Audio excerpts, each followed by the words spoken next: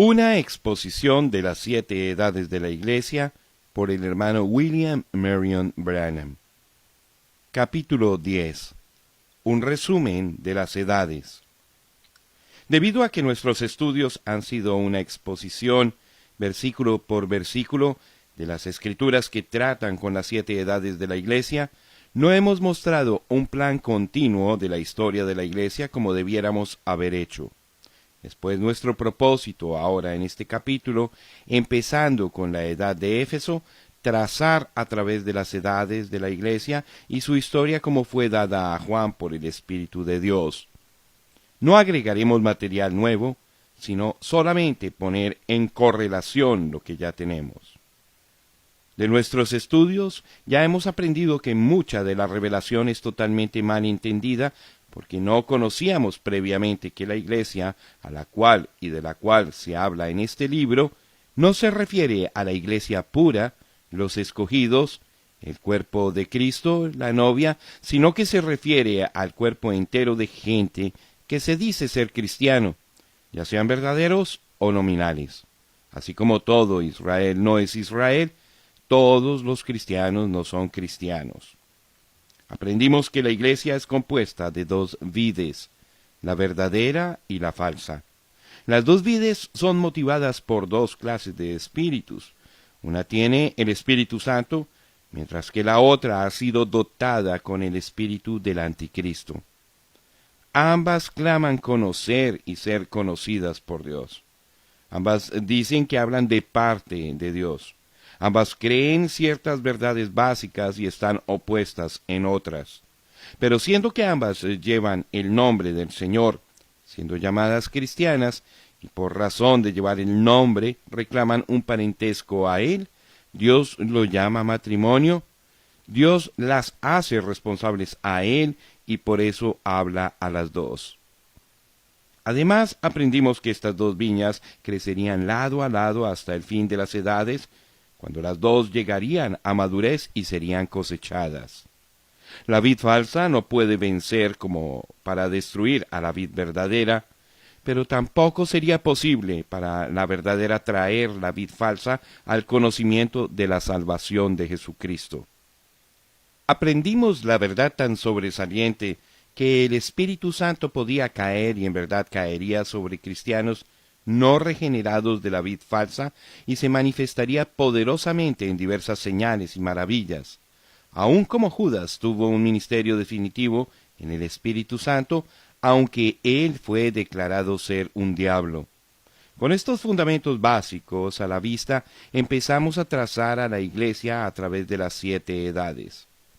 El nacimiento de la Iglesia fue en el día de Pentecostés. Al primer Adán le fue dado una esposa directamente de la mano de Dios, y ella fue libre de mancha por un tiempo breve. Ahora al Cristo, el postrer Adán, también le fue dado una esposa pura y nuevecita en el día de Pentecostés, y ella se mantuvo aparte y sin mancha por un tiempo. De los demás, ninguno se atrevía a juntarse con ellos. Hechos capítulo 5, versículo 13. Y el Señor añadía cada día a la Iglesia a los que habían de ser salvos. Hechos capítulo 2, versículo 47. No sabemos por cuánto tiempo continuó esto, pero un día, así como Eva fue tentada y engañada por Satanás, la Iglesia fue contaminada por la entrada de un espíritu de anticristo. Y todo espíritu que no confiesa que Jesucristo ha venido en carne no es de Dios, y este es el espíritu del anticristo, el cual vosotros habéis oído que viene, y que ahora ya está en el mundo. Primera de Juan, capítulo 4, verso 3. Y Jesús dijo esto en relación a su novia allá en la primera edad. Pero tengo contra ti que has dejado tu primer amor. Recuerda, por tanto, de dónde has caído, y arrepiéntete, y haz las primeras obras, pues si no, vendré pronto a ti, y quitaré tu candelero de su lugar, si no te hubieres arrepentido. Apocalipsis capítulo 2, versículos 4 y 5. En la primera edad la Iglesia ya era una mujer caída. Así como Satanás conoció a Eva antes que a Adán, ahora Satanás había engañado a la iglesia, la novia de Cristo, antes de la cena del Cordero. ¿Qué cosa tenía ella a su derredor que causó la caída? Únicamente Apocalipsis 2:6, los hechos de los Nicolaitas. La primera edad ya se había apartado de seguir solamente la pura palabra de Dios. Ellos se apartaron de Dios y su demanda de una iglesia absolutamente dependiente de Él, dependiendo enteramente de Dios para que Él cumpla su palabra principio a fin, aparte de gobiernos humanos, para seguir un sistema de nicolaísmo, lo cual significa organizar un gobierno humano dentro de la iglesia para hacer como cualquier otro gobierno, legislar para el pueblo. Hicieron exactamente igual como hizo Israel. Ellos tomaron la oportunidad de un gobierno humano en vez de la palabra y el espíritu. La muerte había entrado. Como sabemos, oímos la voz del espíritu que salió en aquella primera edad para que todos oyeran. Al que venciere daré a comer del árbol de la vida, el cual está en medio del paraíso de Dios. La iglesia ya había bebido demasiado del árbol de la muerte, vid falsa, denominacional, cuyo fin es el lago de fuego. Pero ahora ya no hay querubines con espadas encendidas para cuidar el árbol de la vida. Dios no se ausenta de la iglesia como se ausentó del huerto del Edén. No, Él estará en medio de su iglesia hasta la edad final. Y hasta aquel tiempo, Él extiende la invitación a todos para que vengan. Ahora, aquí tenemos que tener mucho cuidado. Este mensaje al ángel de la iglesia que está en Éfeso no es un mensaje a la iglesia local de Éfeso. Es más bien un mensaje para la edad. Aquella edad tenía en ella la simiente de la verdad y la simiente del error, exactamente como está ilustrado en la parábola del trigo y la cizaña. Las edades de la iglesia es el campo, y en este campo hay trigo y cizaña. La iglesia falsa se organizó y humanizó el gobierno y la palabra, y peleó en contra del cristiano verdadero. La cizaña siempre prospera más que el trigo o que cualquiera otra planta cultivada. La iglesia de la cizaña creció rápidamente en esta primera edad, pero la iglesia del trigo también estaba prosperando. Para el fin de la primera edad, los hechos de los nicolaitas estaban aumentando en las iglesias locales de la vid falsa, y esto juntamente con acrecentados esfuerzos de difundir su influencia más allá de su propio cuerpo de creyentes. Su influencia fue conocida entre la iglesia verdadera porque hombres como el venerable Policarpo estaban llamándose obispos, implicando en este título una referencia que no se encontraba en la palabra. También en esa edad, la iglesia había perdido su primer amor. Aquel amor fue tipificado como el amor entre esposo y esposa en el tiempo del matrimonio y en el tiempo de los primeros años de su vida conyugal.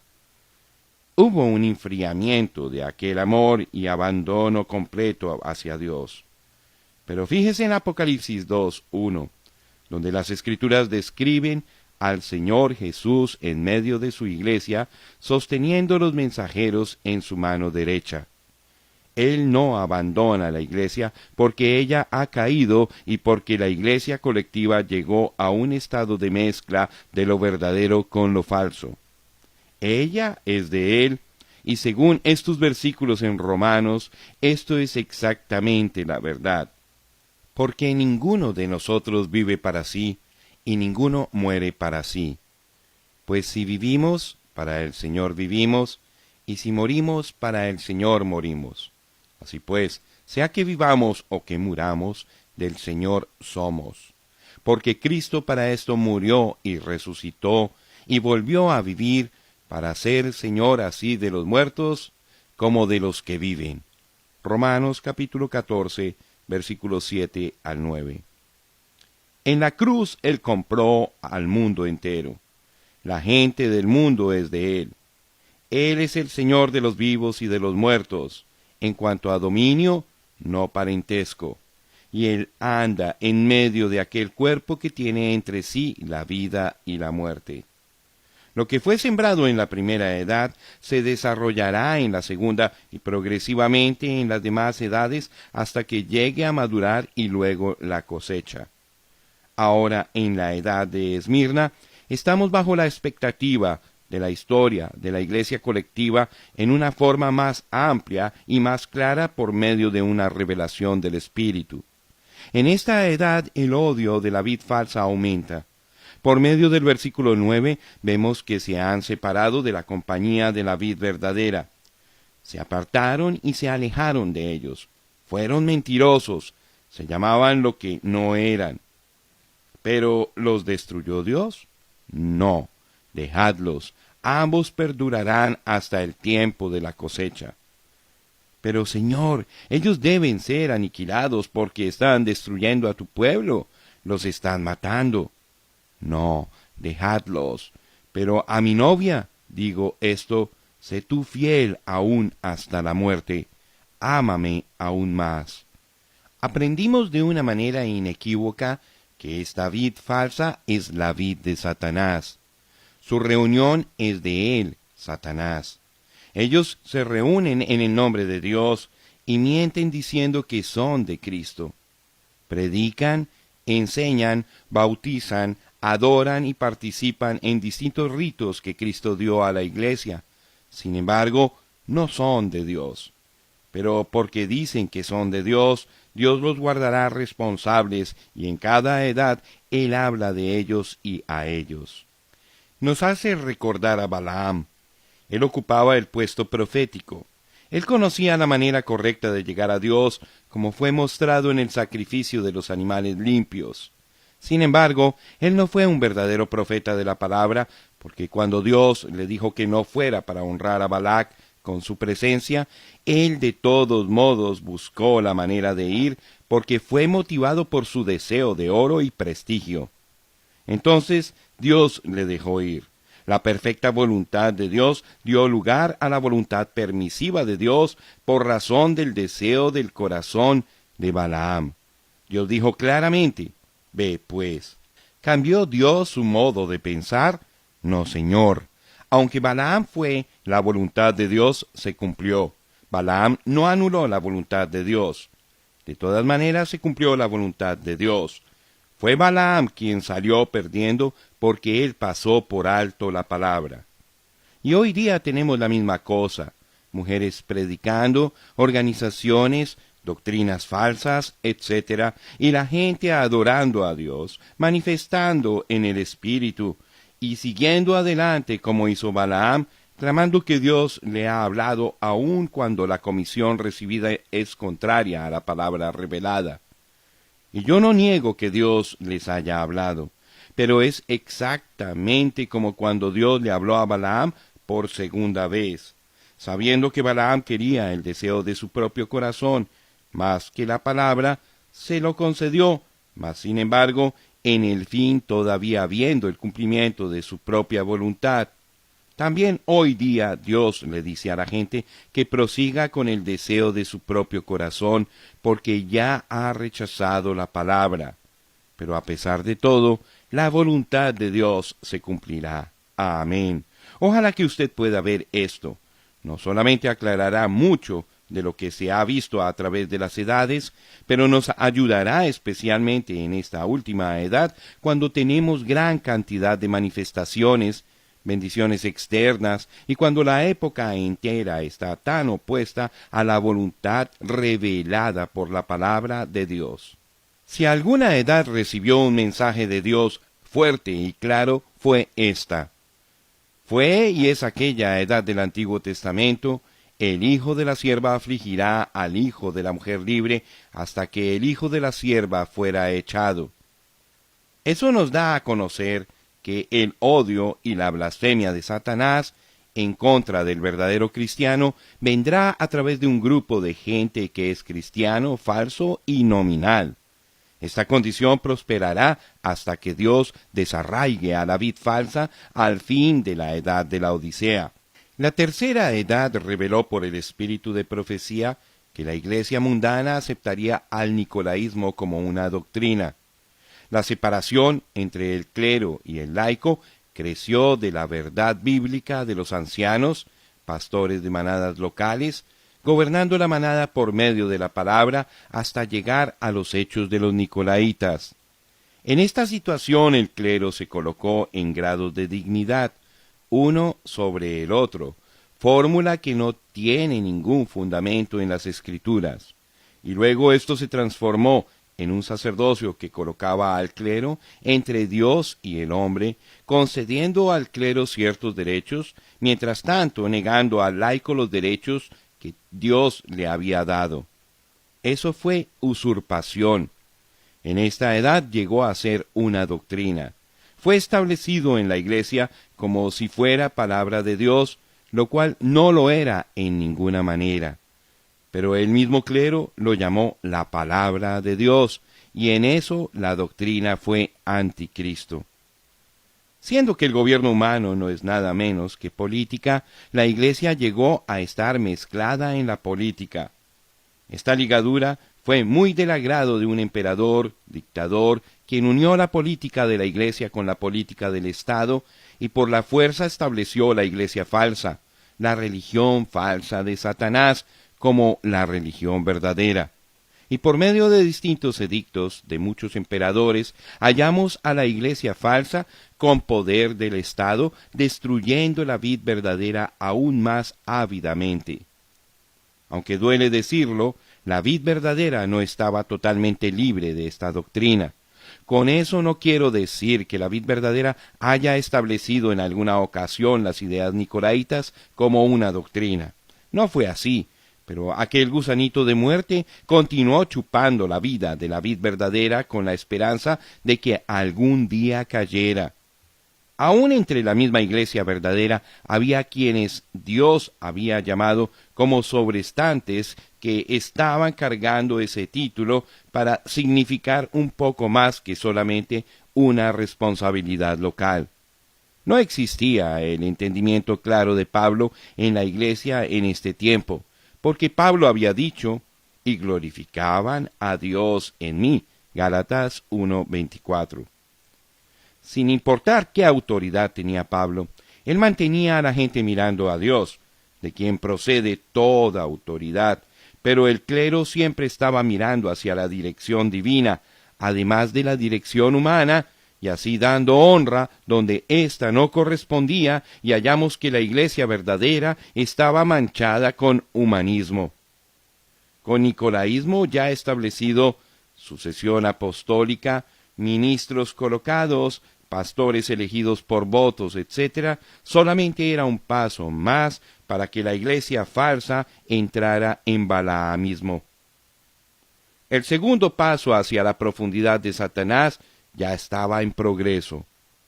Este segundo paso fue la doctrina de Balaam, Apocalipsis 2:14, con la cual Balaam enseñó a Balac cómo hacer tropezar a los israelitas por medio de una reunión unida.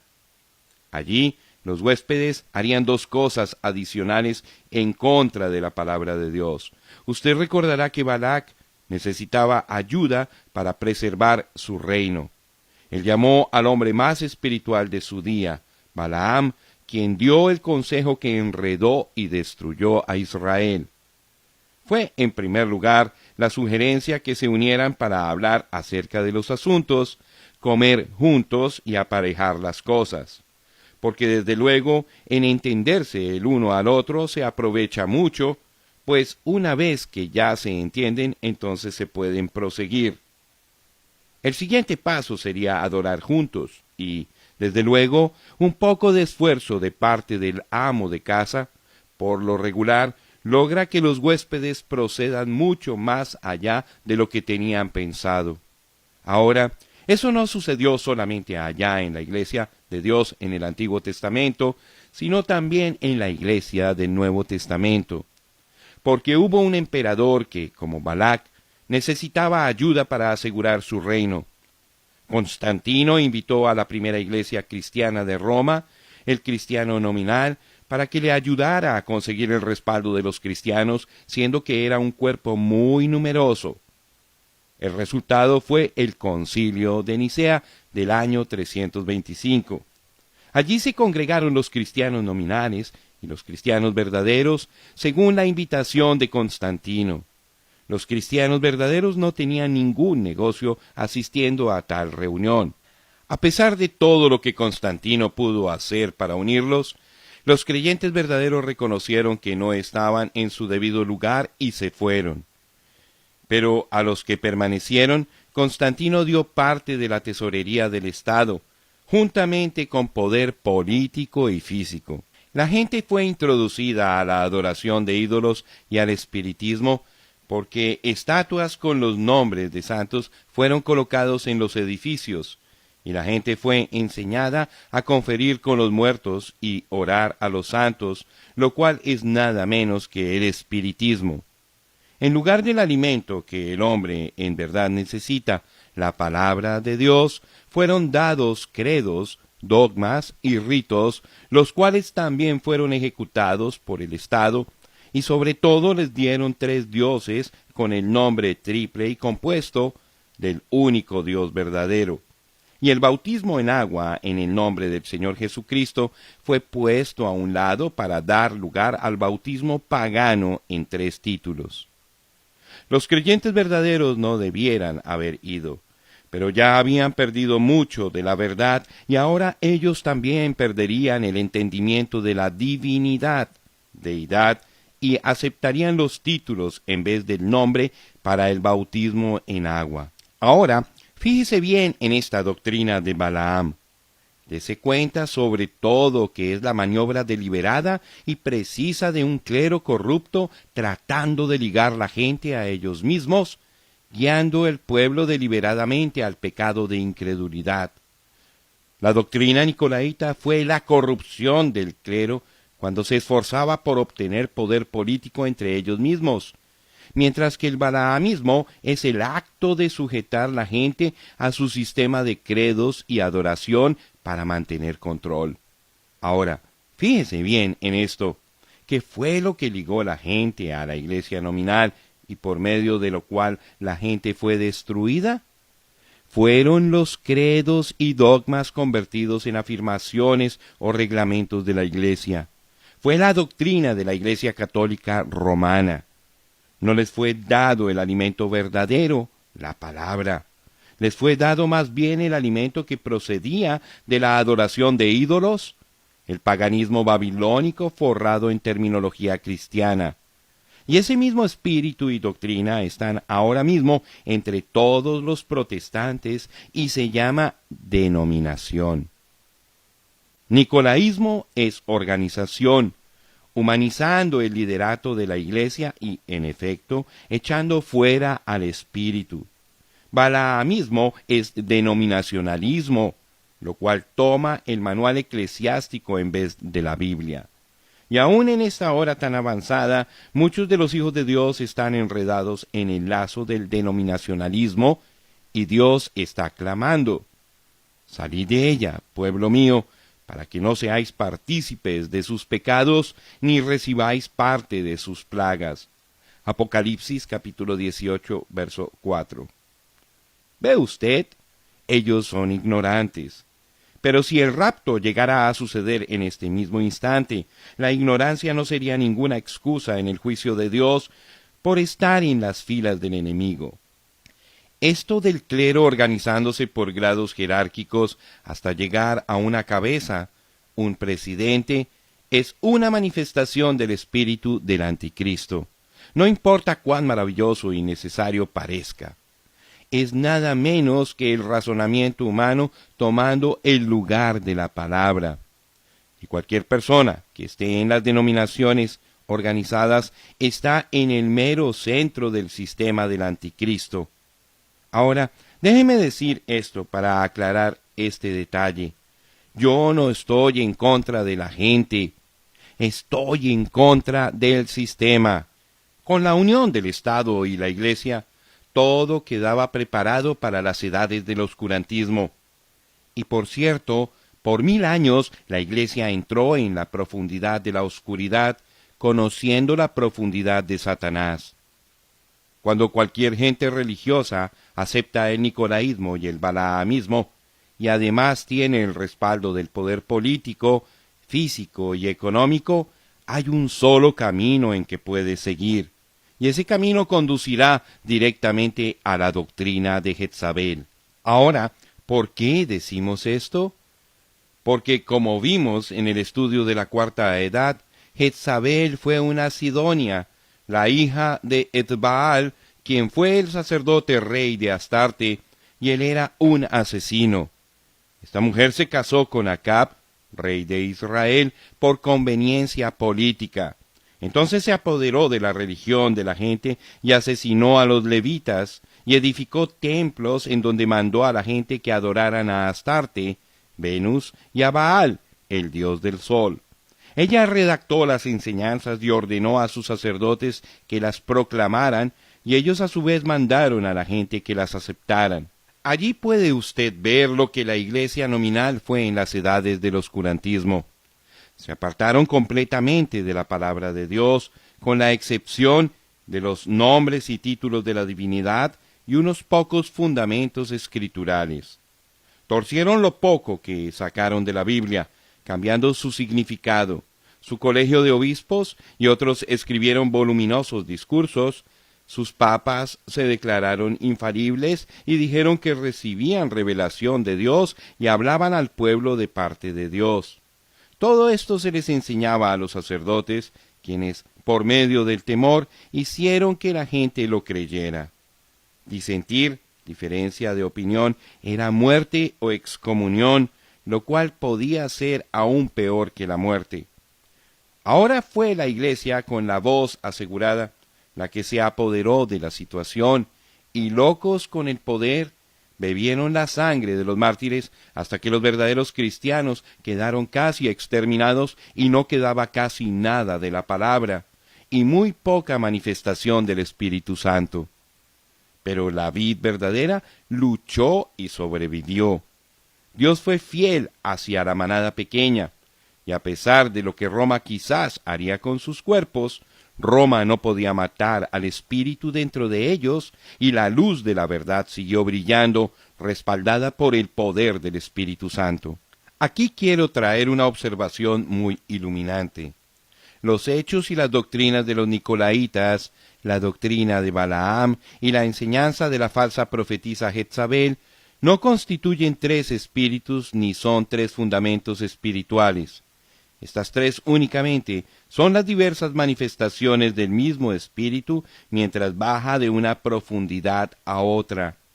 Realmente es el espíritu organizacional del anticristo en sus tres distintas etapas. Ya una vez que el clero se había separado y organizado, oprimieron a la gente, guiándola y uniéndola también a la organización. Esta organización estaba basada sobre los credos y los dogmas que ellos enseñaban a la gente en vez de la palabra pura de Dios. Los ritos y las ceremonias aumentaron en la adoración, y dentro de poco tiempo este sistema era completamente un poder diabólico y militante que se esforzó por controlar todo por medio de la persuasión de discursos o por la fuerza literal. Recibió su energía de sus mismas profecías falsas y no de la palabra de Dios. Ahora era absolutamente anticristo, aunque vino en el nombre de Cristo.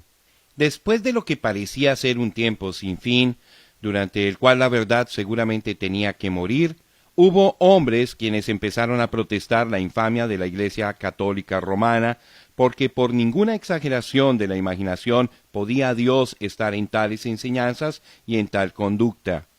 Estas protestas fueron pasadas por alto y murieron por falta de atraer la atención, o fueron sofocadas por Roma. Pero entonces Dios, en su gracia soberana, mandó a un mensajero con el nombre de Martín Lutero para empezar una reforma. Él obró en una situación donde la Iglesia Católica Romana había obtenido tanto poder que estaba al punto de ahorcarse con ese mismo poder. Cuando Lutero predicó justificación por la fe, por primera vez en muchos siglos la vid verdadera empezó a crecer de una manera abundante. La iglesia nominal había utilizado el poder del Estado para respaldarla, pero ahora aquel mismo poder estaba empezando a irse en contra de ella. Y aquí es donde Lutero cometió su error, juntamente con los demás creyentes verdaderos. Permitieron que el Estado los mantuviera, por lo tanto, esta edad no avanzó mucho en la palabra. Pero gracias a Dios que llegó hasta donde pudo. Pero por cuanto confió en gran manera en el poder político, esa edad terminó en organización. Y este mismo grupo, que en la generación de Lutero se había separado de la vid falsa, ahora había vuelto para ser una hija de la ramera, porque entró directamente al nicolaísmo y al balaamismo. Esta edad tuvo muchas divisiones dentro de sí misma. Aún la historia prueba que estaban lejos de la vid verdadera, porque allí se encuentra cómo se perseguían unas a otras, y a veces aún hasta la muerte. Mas hubo unas pocas personas entre ellas, como siempre las ha habido en cada edad. Nos regocijamos en esta edad por esta razón. La reforma había empezado. No fue una resurrección, sino una reforma. Tampoco fue una restauración, pero el grano de trigo que había muerto allí en Nicea y que se había podrido en las edades del oscurantismo, ahora sacó un renuevo de verdad, significando que en algún tiempo futuro, en el fin de la edad de la Odisea, inmediatamente antes de la venida de Jesús, la iglesia volvería a ser una novia de la simiente de trigo, mientras que la cizaña sería cosechada y quemada en el lago de fuego. Siendo que la quinta edad había traído una gran diseminación de la palabra por medio de la imprenta, la sexta edad con eficacia aprovechó de esto. Esta edad fue la segunda etapa de la restauración y, como hemos dicho ya antes, fue la edad de la inflorescencia. La educación abundaba. Esta fue la edad de hombres intelectuales, quienes amaban y servían a Dios. Abundaban misioneros y la palabra rodeó al mundo. Fue una edad de amor fraternal, fue una edad de la puerta abierta, fue la última edad de larga duración, porque después de ella vendría la edad de la Odisea, la cual sería muy corta. La vid verdadera prosperó en esta edad como en ninguna otra respecto a números en la iglesia local y en el exterior. Esta edad trajo hombres santos a la primera fila. La vid verdadera creció y la vid falsa disminuyó. Dondequiera que fue la vid verdadera, Dios dio luz, vida y felicidad. La vid falsa fue desenmascarada y se pudo ver lo que verdaderamente era: oscuridad, miseria, pobreza, analfabetismo y muerte. Y así como la vid falsa en su día de poder no pudo aniquilar a la vid verdadera, tampoco podía la vid verdadera traer de nuevo la vid falsa a Jesucristo. Pero la vid falsa se estableció firme, esperando la última parte de la última edad, como obtendría todo de nuevo, con la excepción de aquella pequeña manada, quienes son los escogidos, la vid verdadera de Dios. Pero cuán triste nos hace sentir esta edad cuando nos damos cuenta de que cada gran movimiento de Dios, y hubo muchos, se descuidó en este detalle. No arrojó la doctrina del nicolaísmo, pues todos se organizaron y murieron. Entonces entraron en denominaciones para retener a los muertos espiritualmente en campos sin alimento. Ellos no lo sabían, pero cada grupo estaba manchado con ese mismo error, y cuando la lumbre del avivamiento iba menguando, la organización se apoderó y la gente le convirtió en denominaciones. Apenas eran cristianos nominales, aunque cada grupo reclamaba con la misma seguridad con que lo hacía la Iglesia Católica Romana, que cada uno era lo correcto y todos los demás estaban errados. Ciertamente todo estaba listo para que las hijas regresaran a su hogar en la última edad, regresar a Roma, buscando amparo bajo la gallina madre. Y allí llegamos a la última edad, la edad de la Odisea. Esta es nuestra edad. Sabemos que es la última edad porque los judíos ya están de nuevo en la Palestina. No importa cómo llegaron, la cosa es que allí están. Y este es el tiempo de la cosecha. Pero antes de que pueda haber una cosecha, tiene que haber madurez, un tiempo en que ambas vides maduren. La edad luterana fue la primavera, la edad de Wesley fue el tiempo del verano, tiempo de crecimiento, y la edad de la Odisea es el tiempo de la cosecha, cuando se junta la cizaña para hacer quema y el trigo para el Señor. ¿Ha notado usted que en el tiempo de la cosecha hay una aceleración de la madurez y a la vez un estancamiento en el crecimiento hasta que ya no se nota el crecimiento? ¿No es eso exactamente lo que estamos viendo en estos días? La vid falsa está perdiendo miles que terminan con los comunistas y varias otras creencias. Sus números no están aumentando como quisieran que pensáramos. Su dominio de la gente no es lo que era y en tantos casos asistencia a la iglesia es solamente una exhibición. ¿Y qué de la vid verdadera? ¿Está creciendo? ¿Dónde están aquellas enormes cantidades de gente que siguen viniendo a los avivamientos y responden a la invitación? En la mayor parte no vienen en una actitud emocional o deseosos de algo físico en vez de algo verdaderamente espiritual. ¿No es esta edad semejante al día en que Noé entró en el arca y se cerró la puerta, pero Dios conservó el juicio por 7 días? Ni una sola alma fue literalmente convertida a Dios en aquellos 7 días de silencio. Sin embargo, es el tiempo de la cosecha. Entonces tienen que llegar a la escena en esta edad aquellos quienes traerán el trigo y la cizaña a la madurez. La cizaña ya está madurando con gran rapidez bajo maestros corruptos quienes apartan a la gente de la palabra. Pero el trigo también tiene que madurar, y a él, el trigo, Dios está mandando el profeta mensajero con el ministerio vindicado para que sea aceptado por los escogidos. Ellos le escucharán así como la primera iglesia escuchó a Pablo, y madurarán en la palabra hasta llegar a ser la novia de la palabra, y las poderosas obras serán halladas en ellos, las cuales siempre acompañan a la fe y la palabra pura. Los grupos de la iglesia falsa se juntarán en un concilio mundial de iglesias. Este concilio mundial de iglesias es la imagen edificada a la bestia. Después vi otra bestia que subía de la tierra, y tenía 2 cuernos semejantes a los de un cordero, pero hablaba como dragón, y ejerce toda la autoridad de la primera bestia en presencia de ella, y hace que la tierra y los moradores de ella adoren a la primera bestia, cuya herida mortal fue sanada. También hace grandes señales, de tal manera que aún hace descender fuego del cielo a la tierra delante de los hombres. Y engaña a los moradores de la tierra con las señales que se le ha permitido hacer en presencia de la bestia, mandando a los moradores de la tierra que le hagan imagen a la bestia que tiene la herida de espada y vivió.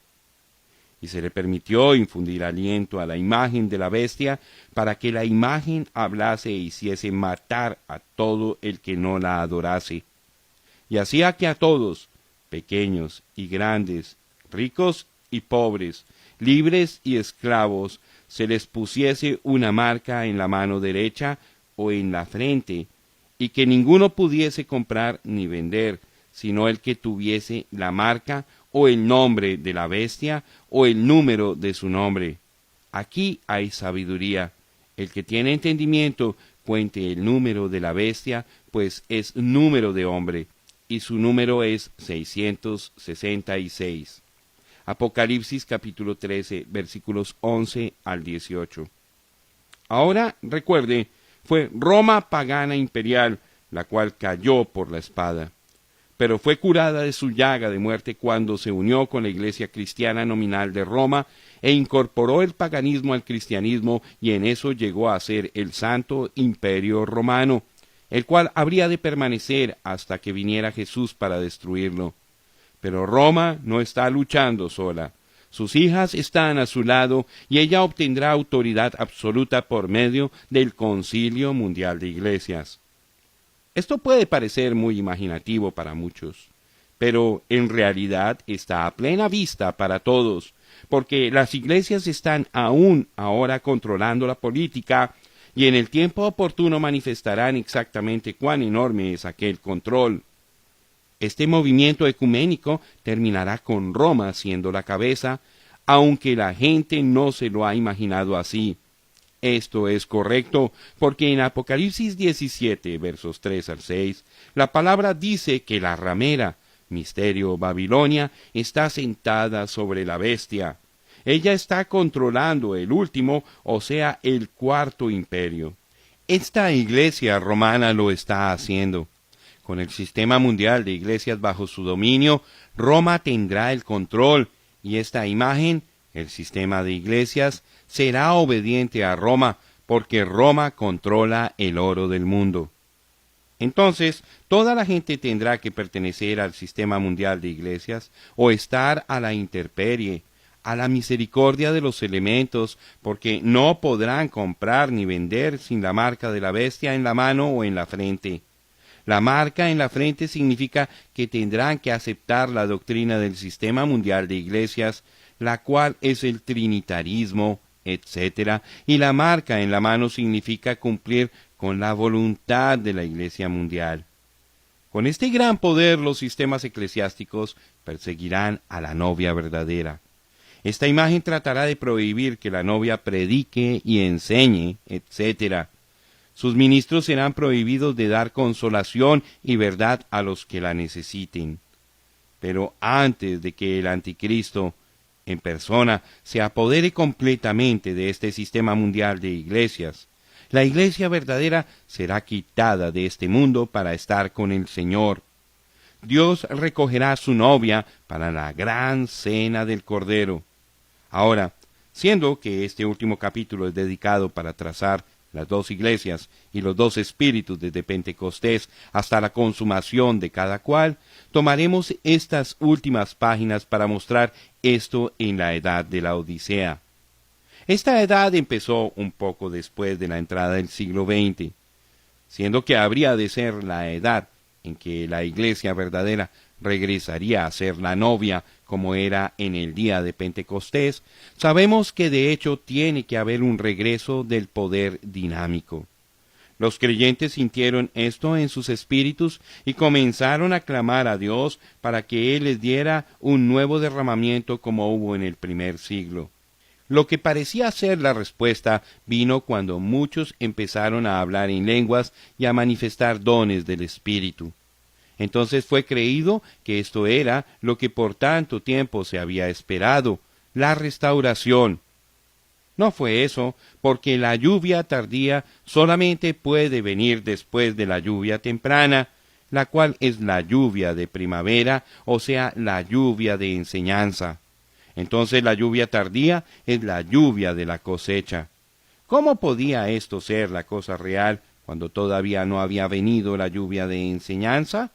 El profeta mensajero, quien habría de ser enviado para instruir a la gente y convertir los corazones de los hijos a los padres pentecostales, todavía no había venido.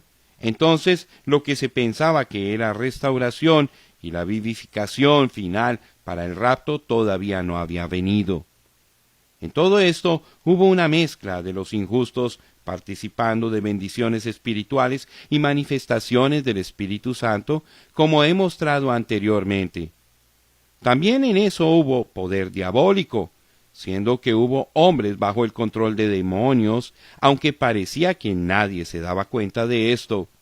Y luego, para probar que esto no era lo verdadero, esta gente, aun antes de aparecer la segunda generación, se organizó y escribió sus doctrinas no basadas en las Escrituras, y edificaron sus paredes así como hizo cada grupo anteriormente.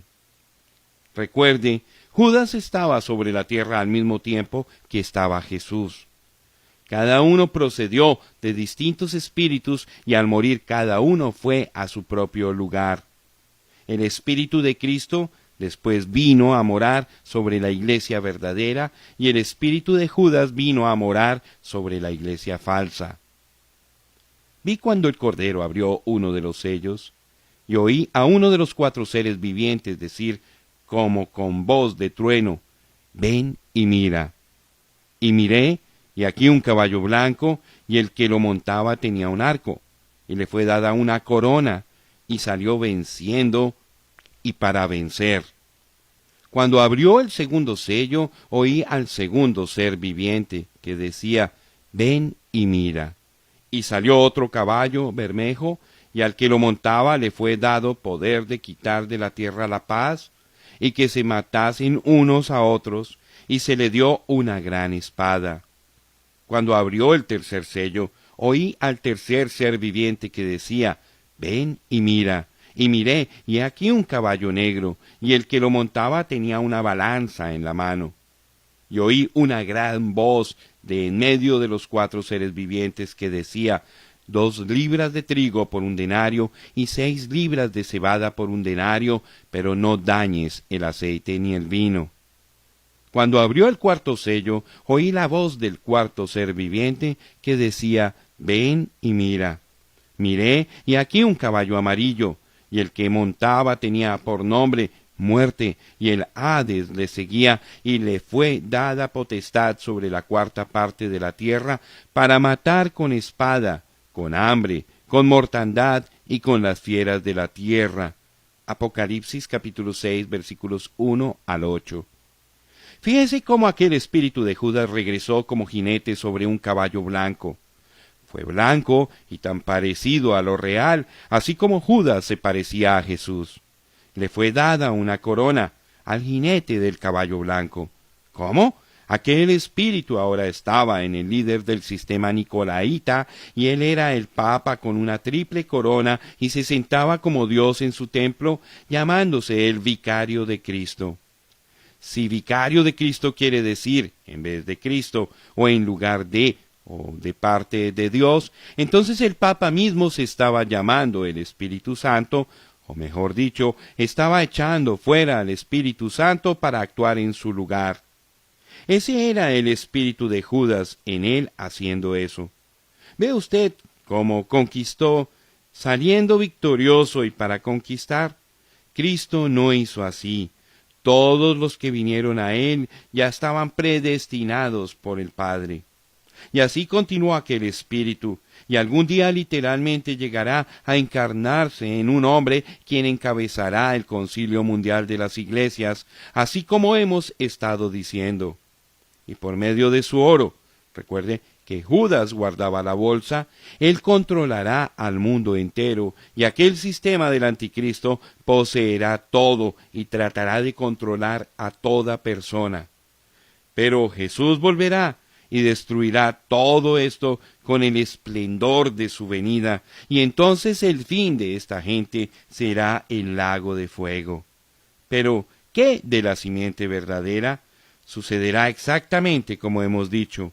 El pueblo de Dios está siendo aparejado por medio de la palabra de verdad procedente del mensajero de esta edad. En ella se encontrará la plenitud de Pentecostés, porque el Espíritu traerá de nuevo la gente a donde estaban en el principio. Eso es, así dice el Señor, y es así dice el Señor, porque así dice en las Escrituras. Vosotros también, hijos de Sión, alegraos y gozaos en Jehová vuestro Dios, porque os ha dado la primera lluvia a su tiempo, y hará descender sobre vosotros lluvia temprana y tardía como al principio. Las eras se llenarán de trigo, y los lagares rebosarán de vino y aceite. Y os restituiré los años que comió la oruga, el saltón, el revoltón y la langosta, mi gran ejército que envié contra vosotros. Comeréis hasta saciaros, y alabaréis el nombre de Jehová vuestro Dios, el cual hizo maravillas con vosotros, y nunca jamás será mi pueblo avergonzado. Joel 2, 23 al 26. Ahora dice que Dios va a restituir. La edad luterana no restauró la iglesia, más bien allí empezó la reforma. La edad de Wesley no restauró. La edad pentecostal no restauró. Pero Dios tiene que restaurar porque no puede negar su palabra. Esto no es la resurrección de la iglesia, es la restauración. Dios llevará a la iglesia de nuevo a Pentecostés como en el principio. Ahora, fíjese en el versículo 25, donde nos dice por qué necesitamos restauración. La oruga, el saltón, el revoltón y la langosta se han comido todo menos la raíz y un poquito del tallo. Nos ha sido dicho que todos estos insectos son el mismo, pero en distintas etapas. Eso es correcto. Son el espíritu del anticristo manifestado en la organización, en la denominación y en la falsa doctrina a través de las edades. Ya que el tallo y la raíz serán restaurados, Dios no va a sembrar una iglesia nueva, sino que va a traer su planta original de nuevo a simiente original. Lo está haciendo, como dice en el versículo 23, por medio de la lluvia de enseñanza o temprana. Enseguida vendrá la lluvia de la cosecha, o fe para el rapto. Por lo tanto, en estos mismos días estamos en cumplimiento completo de Mateo 24:24. Porque se levantarán falsos cristos y falsos profetas, y harán grandes señales y prodigios, de tal manera que engañarán, si fuera posible, aún a los escogidos. ¿Y quiénes son los que se esforzarán por engañar a los escogidos? El espíritu del anticristo en los falsos ungidos de estos últimos días. Estos falsos ya han venido en el nombre de Jesús, reclamando que han sido ungidos por Dios para los últimos días. Son los falsos mesías, seres ungidos. Claman que son profetas, pero ¿son uno con la palabra? Jamás. Le han agregado o quitado. Nadie niega que el Espíritu de Dios esté sobre ellos, manifestándose en dones. Pero como Balaam, todos tienen sus programas, hacen sus súplicas para obtener dinero, ejercen los dones, pero niegan la palabra o la pasan por alto por temor de que una controversia pueda aminorar sus probabilidades de obtener más abundantes ganancias. Sin embargo, predican la salvación y liberación por medio del poder de Dios, así como Judas, con un ministerio conferido por Cristo. Pero porque son de la simiente contraria, consecuentemente tienen un espíritu contrario motivándolos. ¿Religiosos? ¡Ay! ¡Ay! ¡Ay! Brillan aún más que los mismos escogidos en cuanto a celo, pero es el celo de la Odisea, no el de Cristo, porque van en busca de las multitudes, los programas y las señales sobresalientes en su medio. Predican la segunda venida de Cristo, pero niegan la venida del profeta mensajero, aunque en cuanto a poder y señales y la verdadera revelación, Él los deja a todos en la oscuridad. Oh sí, este espíritu falso, que en los últimos días es tan semejante al verdadero, solamente puede ser conocido por su desvío de la palabra, y cuando se descubre que es antipalabra, siempre regresa al argumento que ya explicamos como falso. Obtenemos resultados, tenemos que ser de Dios. Ahora, antes de terminar, quiero traer este pensamiento. A través de todo el libro hemos estado hablando acerca de que la simiente de trigo fue sembrada, luego brotaron 2 hojitas, luego la inflorescencia y finalmente la espiga verdadera. Puede ser que algunos estén pensando que hemos dicho que los luteranos no tuvieron al Espíritu Santo por razón de que su enseñanza básica fue la justificación. También puede ser que algunos estén dudando en cuanto a los metodistas, etc.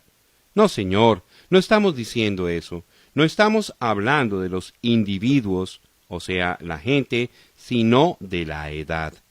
Lutero tuvo el Espíritu de Dios, pero su edad no fue la edad de la restauración completa por medio de otro derramamiento como en el principio.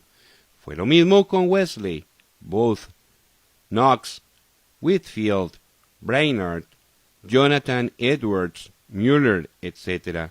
Ciertamente ellos fueron hombres llenos del Espíritu Santo, pero la edad en que cada uno vivió no fue la edad de restauración, ni tampoco fue ninguna otra edad sino esta última edad, la del oscurecimiento completo y apostasía.